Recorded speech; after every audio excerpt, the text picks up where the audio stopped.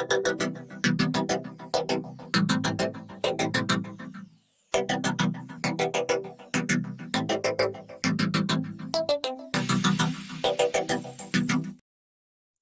లక్షణాలు మీ శరీరంలో క్రమంగా కంటపడితే దగ్గు, సాయంత్రం వేళల్లో జ్వరం రావడము, ఆకలి మందగించడం, వేగంగా బరువు తగ్గిపోవడము, రాత్రి వేళల్లో చెమటలు పట్టడము, దగ్గు వచ్చినప్పుడల్లా కళ్ళెంలో రక్తం పడడము, ఈ లక్షణాలు కనిపిస్తే చాలు ఖచ్చితంగా మీకు క్షయవ్యాధి సోకినట్టేనని డాక్టర్ శ్రీనివాసులు తెలిపారు.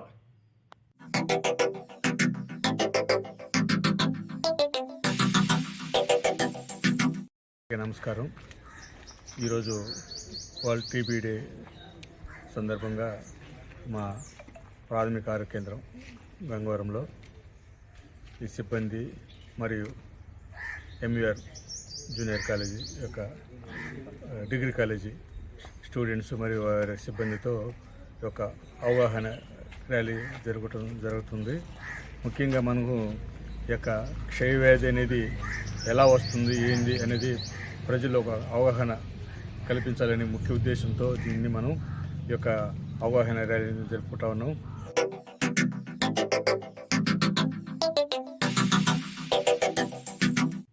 ఈ వ్యాధి సోకినా భయపడాల్సిన పని లేదు. ఇది ప్రాణాంతకరమైన వ్యాధి కాదని, సరైన సమయంలో గుర్తిస్తే పూర్తి స్థాయిలో నయం కావచ్చునని తెలిపారు. ప్రతి ప్రభుత్వ ఆసుపత్రిలో ఉచితంగా దీనికి సంబంధించినటువంటి బల్గం పరీక్షలు, ఎక్స్రే, సిబిఎన్, ఏఏటి పరీక్షలు ఉచితంగా చేయబడినని, ఈ అవకాశాన్ని పూర్తి స్థాయిలో సద్వినియోగం చేసుకోవాలని లోకల్ 18 ద్వారా అతను కోరారు. ఈరోజు ప్రపంచ క్షయవ్యాధి దినోత్సవం సందర్భంగా చిత్తూరు జిల్లాలోని అన్ని ప్రభుత్వ ఆసుపత్రులలో క్షయవ్యాధి నిర్మూలనపై ర్యాలీలు, అవగాహన కార్యక్రమాలు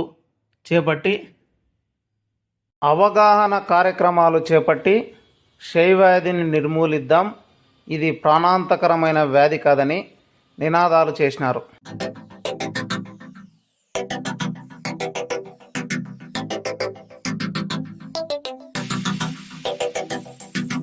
ముఖ్యంగా మనకు యొక్క క్షయవ్యాధి అనేది ఎలా వస్తుంది, ఏంది అనేది ప్రజల్లో ఒక అవగాహన కల్పించాలనే ముఖ్య ఉద్దేశంతో దీన్ని మనం ఈ యొక్క అవగాహన ర్యాలీని జరుపుకుంటా ఉన్నాం. ఇది మనకు ఈ యొక్క బ్యాక్టీరియా వల్ల ఈ యొక్క జబ్బు వస్తుంది. ఇది ఒకరి నుంచి ఒకరికి మనం గాలి అంటే తుంపర్ల వల్ల డ్రాప్లెట్ ఇన్ఫెక్షన్ ఉంటుందండి, ఒకరి నుంచి ఒక్కొక్కరికి వ్యాప్తి చెందుతుంది. కాబట్టి ఇలాంటి మామూలుగా ఈ యొక్క జబ్బు వచ్చినప్పుడు వాళ్ళకి దగ్గు రావటం, తర్వాత జ్వరం రావటం. ముఖ్యంగా ఈ జ్వరం ఏంటంటే ఈవినింగ్ సాయంత్రం టైంలో ఎక్కువగా రావటం, అలాగే బరువు తగ్గటం, గల్లలో రక్తం పడటం, అలాంటి లక్షణాలు ఉన్న వాళ్ళందరినీ కూడా మనకు దగ్గరలో ఉన్న ప్రాథమిక ఆరోగ్య కేంద్రానికి లేక మరి ఒక ప్రభుత్వ హాస్పిటల్కి తీసుకెళ్తే వాళ్ళకి గల పరీక్ష నిర్వహించి వాళ్ళకి ఆ జబ్బు ఉన్నదా లేదని గుర్తించడం జరుగుతుంది. ఒకవేళ అలాంటి వాళ్ళకి ఆ లక్షణాలు ఉన్న వాళ్ళకి గుర్తించి ఆ జబ్బు ఉన్న వల్ల వాళ్ళకి ప్రభుత్వమే వాళ్ళకి ఉచితంగా మందులు ఇవ్వడం జరుగుతుంది. ఈ యొక్క మందులు కూడా చాలా ఖరీదైనవి, ప్రభుత్వం కూడా దాన్ని ఉచితంగా ఇస్తున్నారు. ఈ ప్రభుత్వం ద్వారా తీసుకునే ఈ యొక్క చికిత్స చాలా జబ్బును పడిన వారికి ఈ చికిత్స అందించడంలో చాలా ఈజీగా ఉంటుంది. ఏంటంటే దీనిపైన ప్రత్యేకంగా ఒక వాళ్ళపైన పేషెంట్ల పైన వాళ్ళు మందులు మింగుతున్నారా లేదా అనేది పర్యవేక్షణ ఉంటుంది. కాబట్టి వాళ్ళకి 6 months వరకు ఈ మందులు అనేది ఉచితంగా ప్రభుత్వమే సరఫరా చేసి పడుతుంది. అలాగా 2 నెలలకు ఒకసారి వాళ్ళకి మళ్ళీ జబ్బు ఉన్నదా ఎంత ఎలా ఉందనేది మళ్ళీ పరీక్ష చేసుకోవడం జరుగుతూ ఉంటుంది.